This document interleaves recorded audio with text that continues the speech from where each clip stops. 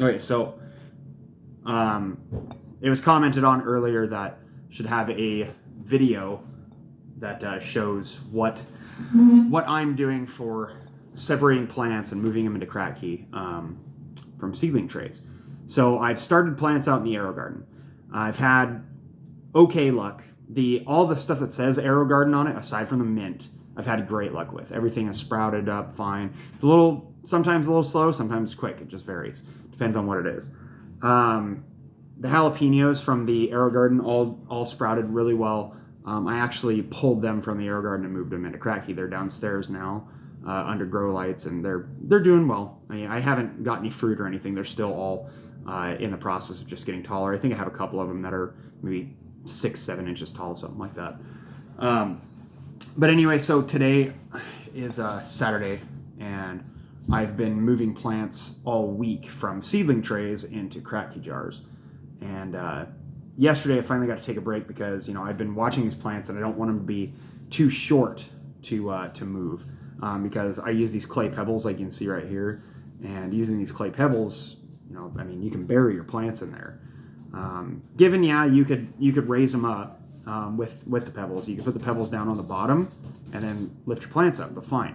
But then you have to dig through your bag of clay pebbles, and you have to actually find itty bitty teeny tiny pebbles to put across the top layer to make sure that there's not a bunch of light getting down to your root riot pot or whatever you're using, rock wool. So I usually tend to wait until plants are a little taller before I end up moving them.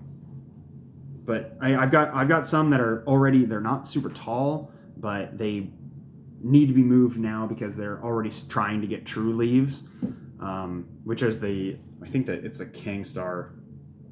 Yeah, it's Kangstar white ties. Those are doing well sitting in this tray, and they're already getting true leaves. So it's definitely time to move them, even though they're not very tall. So they've just remained short, but I'll try to get them moved properly. I have a bunch of different varieties here, but I'll move something so you can at least see it. Right here I have a white Reaper that I already moved, and it's just up above those pebbles, so it's doing just fine. But here's the seedling tray as of right now. There are a number of doubles in here, and so definitely got to get them moved. So I'm gonna, I don't know, just open one up, I guess, and show you what I end up doing for it, and hopefully we don't kill the plant, because I've had some that I've had to kill off, and then I've ripped roots on a few of them, and as long as I can leave some root, then it's done pretty well, and I've had good luck so far, which actually amazingly my girlfriend is pretty ticked off at me because I've been doing such a good job growing plants, and she's been growing plants outdoors for 4 years, and I've been doing this for less than 6 months, maybe 3 months. She's not very happy, but oh well. So anyway, I'm gonna pull one of these out. I'm just using a pair of keys, just what I had in my pocket. This is the Purple Ghost Scorpion Orange, and I think I might put one of these in an Aero Garden pod because I have that I Do 20 coming here pretty soon, and I found that if you take these pods and you just trim around them real good, then you can make them to where they'll fit in an Aero Garden pod. And so as far as I know, the Aero Garden pods will fit in the I Do, so it should be fine. But I do have 2 little seedlings in there. And again, this is a Purple Ghost Scorpion Orange. So I'm gonna kind of look at the plants and see which directions they look like they're going, and then I'll kind of just pick a spot and just go straight in from the side. I don't cut too far. I get kind of close to the plants and I back off.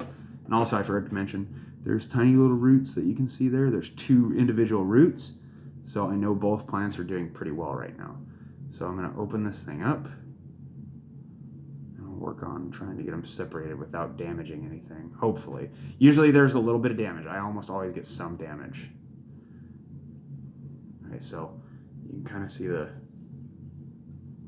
start of the root system in there. And so I'm gonna follow it down and see if I can pull them. I tend to do this pretty gently. I just kind of peel the peat apart, and I can see they're kind of intertwined, which I've had this before, which the plants have been really close together and they'll be slightly intertwined, and so I just ripped the 2 roots off. at the very bottom, which is to be expected. It'll happen sometimes. So I'm going to see if I can get one just moved kind of gently. Yep, there we go. Okay, so he's coming out. So you can see the root has been broken right there, but I have done this before a number of times and it's been fine. And this guy, again, he's doing fine too. He's got a pretty long root, so I'll put him in a different pod here. But so this one, all I'm going to do is I'm going to close this back up like this. I've already got a jar prepped, so I've got the water just up a little bit above the bottom of the net cup. Because what's going to have to happen is that now that I've ripped the roots, which I just start with the intention of it's going to happen, I'll end up just making sure the water is a little bit full so that they can work on growing the roots again. So I just place this in the pod here, or in the net cup, and then try to hold it together as best as I can. And I try to take two bigger balls of these clay pebbles and put them on each side to try to hold the pod together. And so I've got two in there now on the sides. And there's a couple more bigger ones that I can try to stack in there and just kind of hold the pod together a little bit better. So now it is sitting in there, and I'll show you a little bit better picture here. I'll pick this thing up and set it back down. So this is where we're at. I hope you can see that, as I can't see what I'm filming, but that's he's just being held up, and so it should be just fine. So now I'm just gonna fill it up. Try to take it easy and try not to hit the plant too many times with all these damn clay pebbles. But again, these plants are pretty short, but they've been in there for a bit, so I was definitely wanting to move them, and I already had a number of jars set up, so I figured we'll just work on it. I tend to do bigger pebbles on the outside, and then as I work my way in with the plant, then I start getting a little smaller pebbles. And once I get way in there and I just have a few open little spots, then I start getting more picky about what I put in, and just making sure try to cover as much of the growing medium as I can to try to avoid algae, because strangely enough, I know it's just natural occurrence, but I've had algae even show up on stuff that I don't have nutrients in, or start to form on things that I don't have nutrients in, just from sitting in the seedling tray. That apocalypse scorpion that I had growing had been sitting in that seedling tray for a while, and it started forming algae on the pod. So I cut all the infected parts off and started with that, and then kept waiting for it to grow, and it just never happened. So it stayed about the same height, didn't really change much. So it's like I just called it a loss. It just is what it is. So let's see, I'm just about done here. I've got a few little select pebbles to do, and his leaves are just touching the pebbles, but that's okay. So I'll move the in, show you that. So just up above the pebbles, it's okay. And then this one will go into the grow light. So pretty much the other one that I have laying right here in front of me, I'm gonna take an Aero Garden pod, cut it open, spread it open, and then lay that one in there, close it up, and pop it in one of the Aero Gardens until that IDO gets here. And that's pretty much what I'm gonna end up doing. Either way, pretty simplistic. I've got to do this for a number of plants today probably. Got reapers and Thai peppers and all kinds of different stuff to do, but I've got at least 3 more that I'm going to do today. So anyway, I hope this was slightly informative. At least you can see something. But I'm using Master Blend nutrients after talking with Chris about it for a long time, trying to get it figured out. So I pre-mix my Master Blend nutrients just in a gallon jug, again, on someone else's advice, run them with the Arizona tea jugs, which has been actually very good. Using the standard hydroponics, because general hydroponics I thought was too expensive.